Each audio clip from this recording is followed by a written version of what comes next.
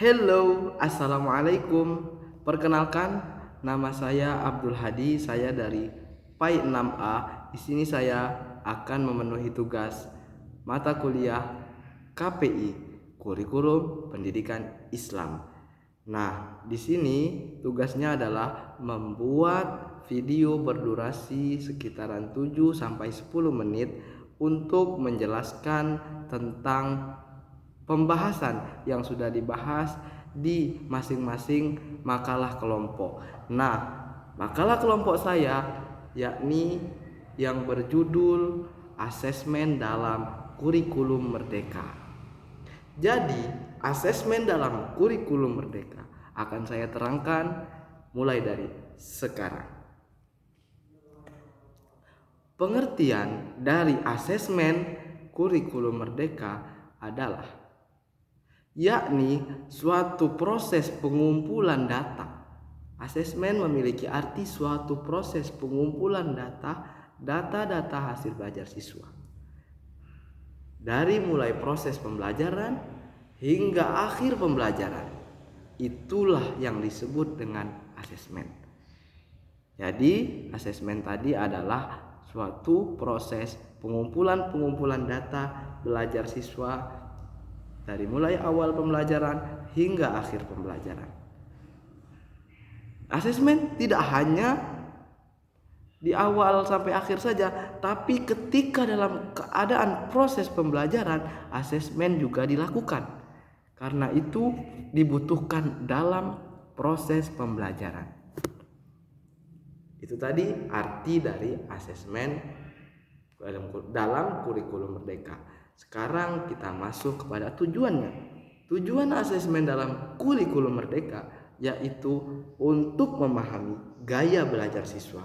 Bagaimana siswa ini nyaman, bagaimana siswa ini paham atas pembelajaran yang sedang disampaikan. Itulah tujuan asesmen yang pertama. Yang kedua, memahami kajian atau kemajuan siswa. Jadi step by step dalam pendidikan, dalam pembelajaran siswa dimengerti dan dipahami oleh asesmen. Itu yang kedua. Yang ketiga, mengevaluasi bagaimana hasil belajar siswa, bagaimana dalam suatu proses pembelajaran siswa. Itulah tujuan asesmen. Yang ketiga.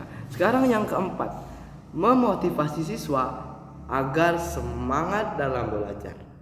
Tadi sudah dimengerti gaya belajarnya, dapat kita mengerti kemajuannya, dapat kita evaluasi struktur pembelajarannya, dan yang terakhir kita memotivasi.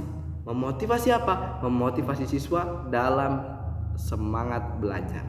Bagaimana siswa tidak malas-malasan, bagaimana siswa tidak jenuh, bagaimana siswa tidak putus asa atas pelajaran. Inilah tujuan asesmen agar siswa tetap termotivasi belajar. Oke, kita lanjut ke selanjutnya yakni jenis-jenis asesmen dalam Kurikulum Merdeka. Di sini saya akan menjelaskan dua jenis asesmen dalam Kurikulum Merdeka. Yang pertama, asesmen formatif. Apa itu asesmen formatif? Yakni suatu proses penilaian siswa ketika belajar. Jadi, asesmen formatif adalah suatu penilaian pembelajaran yang dilakukan oleh guru kepada siswa ketika lagi belajar. Contoh, lagi belajar tentang materi fikih, maka asesmennya sudah dilaksanakan, lagi belajar fikih. Maka pembelajaran fikih tersebut akan dinilai oleh guru. Apakah siswa memahami pelajaran fikih yang telah guru sampaikan? Apakah siswa dapat mengerti dan memahami apa yang sedang disampaikan, apa yang sedang dipelajari olehnya tentang fikih? Maka disitulah guru menjelaskan dan mengasesmen asesmen formatif. Dengan cara apa? Guru menciptakan suatu pertanyaan, guru menciptakan suatu kuis, bagaimana siswa ini dapat mengerti atau tidak dengan pelajaran fikih tadi. Misal contohnya, bagaimana siswa ini dapat mengerti, maka diuji dengan suatu latihan, pertanyaan atau kuis boleh. Seperti itulah jenis-jenis asesmen yang pertama. Sekarang kita masuk ke jenis asesmen yang kedua, yakni asesmen sumatif. Apa itu asesmen sumatif? Asesmen sumatif adalah proses penilaian atau proses penentuan hasil belajar siswa dalam jangka waktu yang panjang, yakni dalam akhir pembelajaran atau akhir kurikulum. Asesmen sumatif digunakan untuk menilai apakah siswa ini memahami dalam setiap pembelajaran hingga akhir.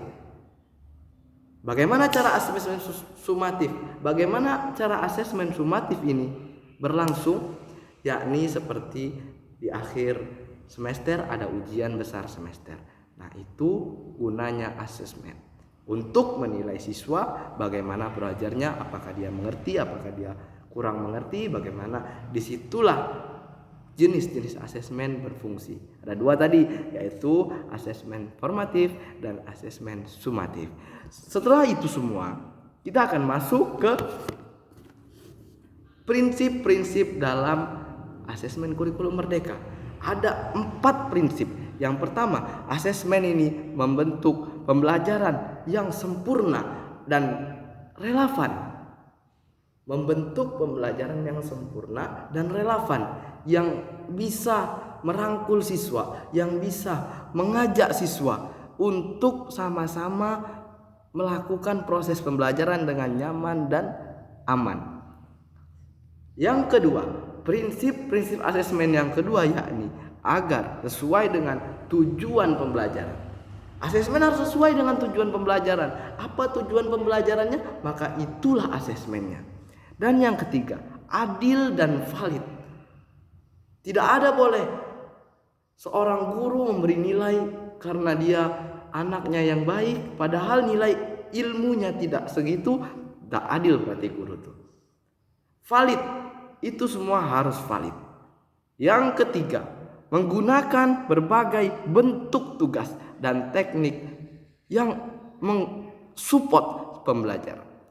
Itu yang ketiga. Dan yang keempat, laporan asesmen informatif. Tidak boleh laporan asesmen tidak informatif. Itu termasuk dalam prinsip-prinsip asesmen dalam kurikulum merdeka. Nah, selanjutnya, peran strategis dalam asesmen pelajaran. Yang pertama adalah evaluasi proses pembelajaran.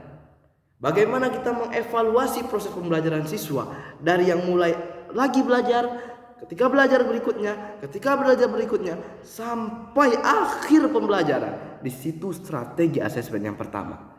Selanjutnya, strategi asesmen yang kedua, yakni memberikan umpan balik kepada guru. Apakah asesmen ini relevan atau tidak?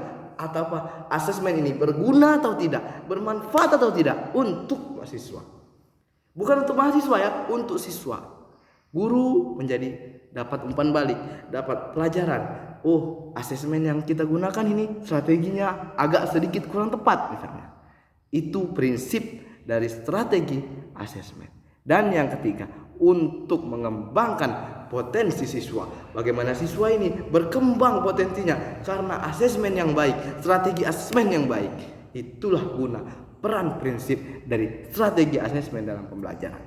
Kesimpulannya adalah bahwa asesmen kurikulum merdeka, yakni bertujuan untuk kurikulum merdeka adalah mensupport komponen-komponen pembelajaran agar siswa menjadi pintar, nyaman dalam belajar, nyaman dalam semua yang berkaitan dengan pembelajaran, dan memberikan nilai kepada guru. Ini baik pembelajarannya dipahami oleh siswa, ini buruk pembelajarannya tidak dipahami oleh siswa. Itulah pemahaman yang disimpulkan dari materi yang saya jabarkan tadi. Saya Abdul Hadi, NIM saya 2012 20024, pamit undur diri. Semoga bermanfaat bagi kita semua. Wassalamualaikum warahmatullahi wabarakatuh. Lebih dan kurang saya mohon maaf.